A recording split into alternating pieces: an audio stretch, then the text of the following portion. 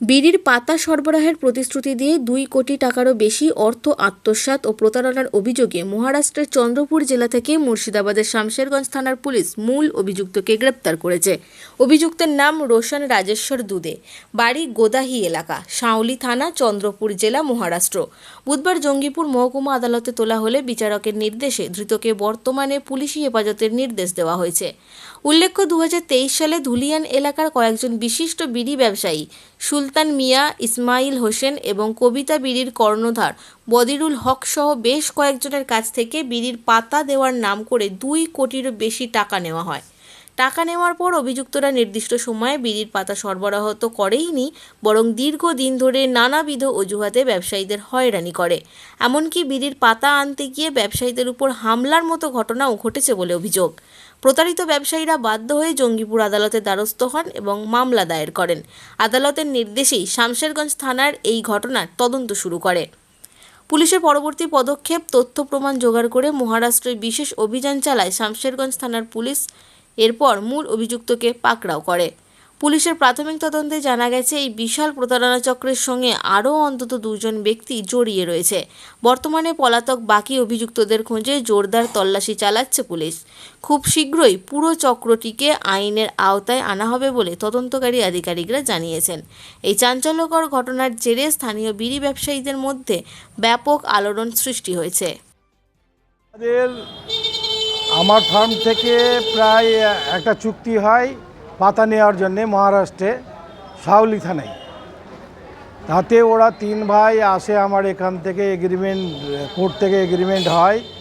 আমাদের 5,000 বোরা পাতা দেওয়ার কথা বলে প্রায় 2 কোটি টাকা নিয়েছে 3 ভাই, রোশন দুদে, শিবম দুদে আর পিঙ্কু দুদে।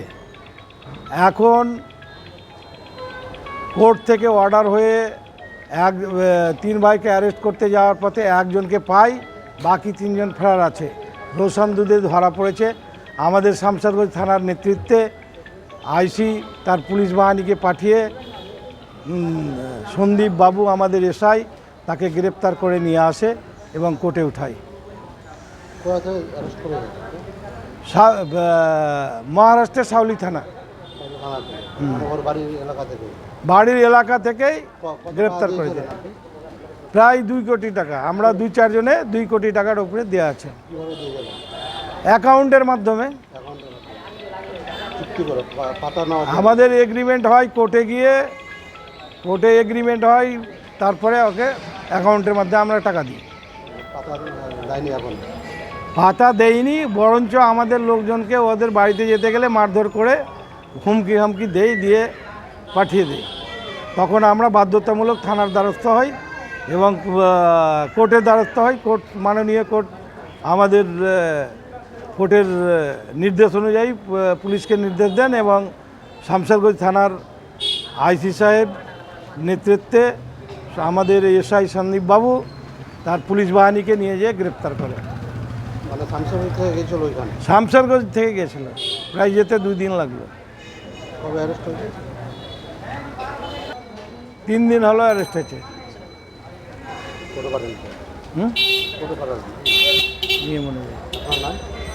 আমার নাম বদিরুল হক, গঙ্গা এন্টারপ্রাইজ, এবং আমি একজন পাতা ব্যবসায়ী এবং বিড়ি ব্যবসায়ী।